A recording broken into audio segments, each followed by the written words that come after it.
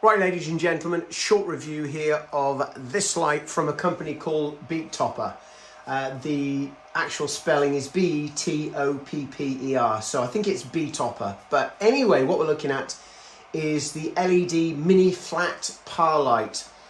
You have 54 1.5 watt RGB, that's red, green and blue, 3-in-1 LEDs. So first of all, my disclaimer, I'm not getting paid to do this video. The company did send me the product. Very often companies will say, you know, we'll send you some money or we'll do like an affiliate type of thing. But I don't really want to do that, because what that means is then the review is almost me trying to promote the light, so I may get some click-throughs and whatnot. Whereas what I prefer to do is, as I say to practically every single company, just send me the light for free or the product. Let me do my thing and then leave it at that. So first of all, let's have a look at some dimensions. So we're looking at, God, it's really difficult to see because it's very bright. So if I just put that across there like that, it's 8 inches diameter, 2.5 inches deep, and it comes with its own stand. And I'll be honest with you, the stand's a bit flimsy, but while I talk about the light, you'll probably get the reason why it is. Okay, so like I said, you know, you've got 54 1.5 watt LEDs. Now that is quite a bit. If I point it at the camera briefly, you can see it's very bright. And if you can hear something in the background, that's a fan. So it does have its own fan. Now, a couple of years ago, Betopper sent me this, and I've still got it to this day. This is the LM0910RG. So that's a full-on moving head, a couple of lasers in there as well. And I've still got that. I mean, it runs perfectly. It's a really nice light. What I will say about this mini par can, and I think one of the main reasons why I wanted to review this, is I looked at the price. Now, I've been asked not to give the price for very good reason, because, and this is pure logic, because prices do fluctuate. So if I gave you a price today of X, it could be Y tomorrow, or it could be Z the following day. And of course, it could be different wherever you are around the world. Now, like a lot of par cans like this, you know, if you're not familiar with this sort of screen, then where have you been for the past sort of 10, 20 years? This is your very basic sort of information for the likes of DMX. Also shows you, you know, what channels you're on. So very quickly, if we start from left to right, far left, we have the selection for the different types of shows or effects, and then the next two are up and down, so you can run through the different types of shows. So you can see as I go through here, it's running through, you know, so we've got from 1 to 9 there. Let's have a look. Let's go to something else. So that's reset.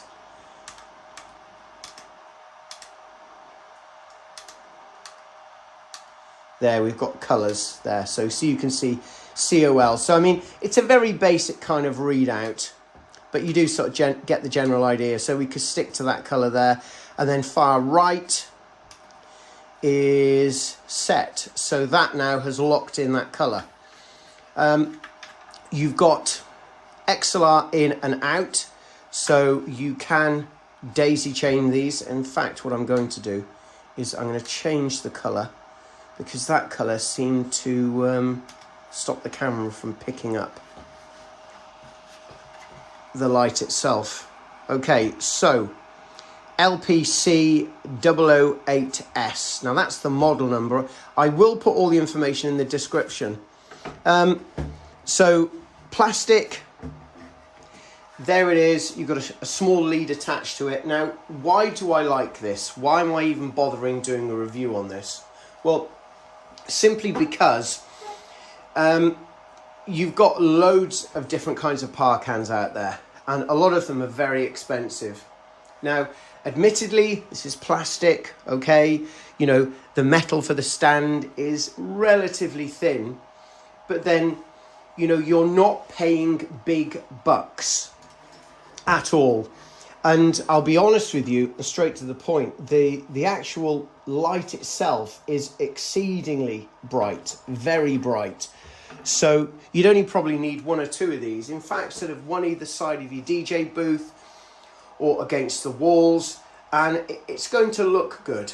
Now, there are lots of products out there that are 3, 4, probably 10 times the price. And this is something that's universal with kit. And this is pure logic. Let's say you buy a light. Say, for example, there's something like this in a shop store near you, and it's £300, dollars or euros. Now, I'm not sure what that would be in your monetary system, but £300 is quite a few. It's quite a bit, you know. I mean, it's not the sort of amount that you take out your back pocket and throw away. You'd have to think about spending that sort of money on, say, just one light. Now, again, this could vary wherever you are around the world, but basically in the United Kingdom, if you buy something for X amount, and let's say within a year it breaks, then of course you're within your right, I believe so, I'm pretty sure this is correct, to take the item back to the place where you bought it from, and they will either exchange it for you or fix it.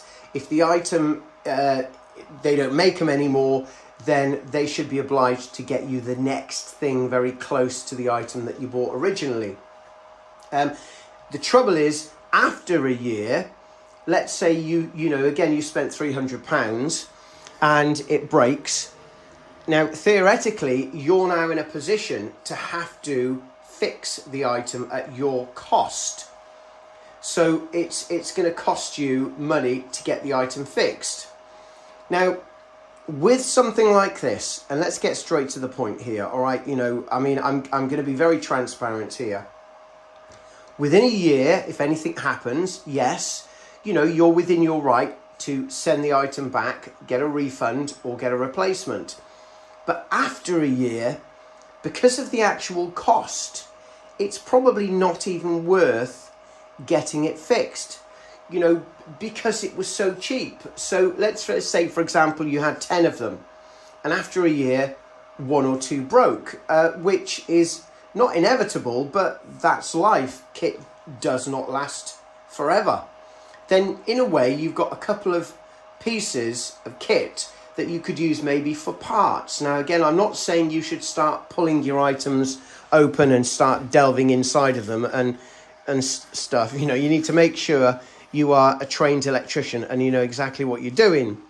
But what I'm getting at here is that it's all about cost. You know, I mean, for the price of one of these, all right, now again, go online, check it out. That is the equivalent of you going out to an average restaurant and having a starter and maybe a main course, or maybe even just a main course. That's how inexpensive this light is. And that's one of the reasons why I wanted to make a video on it, is because it's cheap.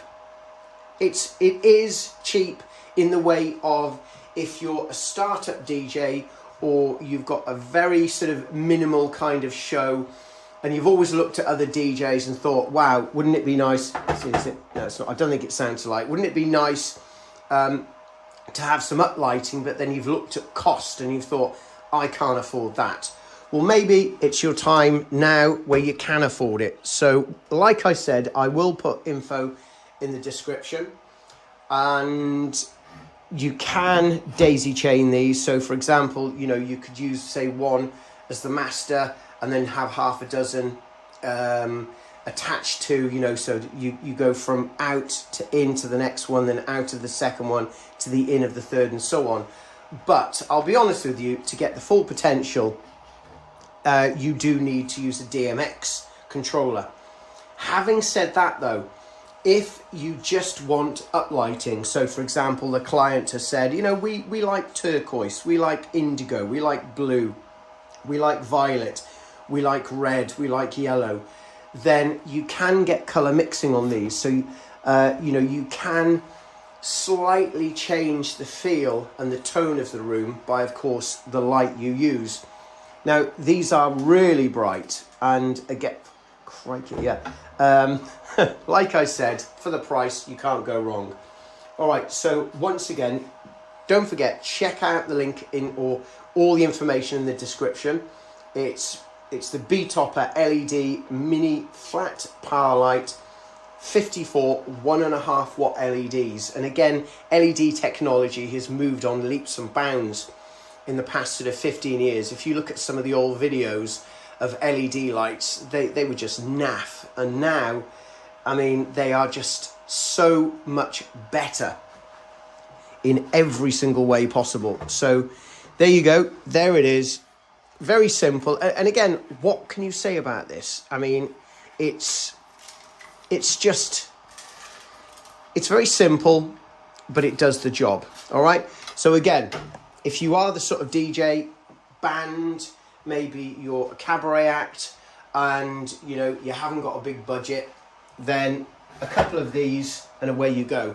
Now I'm going to finish this video with something pure logic here.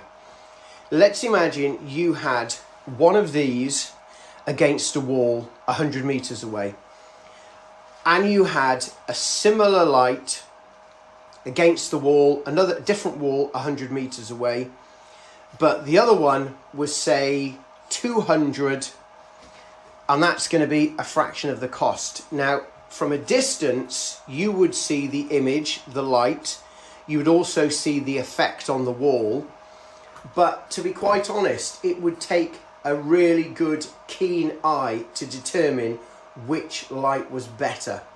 So what I'm saying here is that, you know, if you think by spending a great deal of money on a light is going to make you a better DJ, you're wrong, because of course it's about how you DJ. 99% of the public out there would not know a 500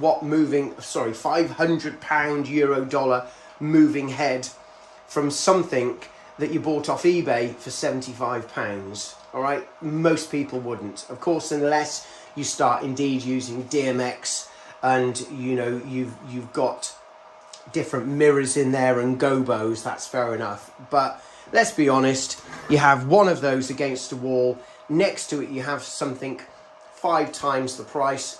Not many people are going to know the difference. All right, so thank you very much to the guys at I'll get this right in a minute. Betopper, for sending me the light. And again, I've had this one for ages. I've used it at quite a few gigs. Thank you for watching. Don't forget, check out the info in the description. Practice and enjoy.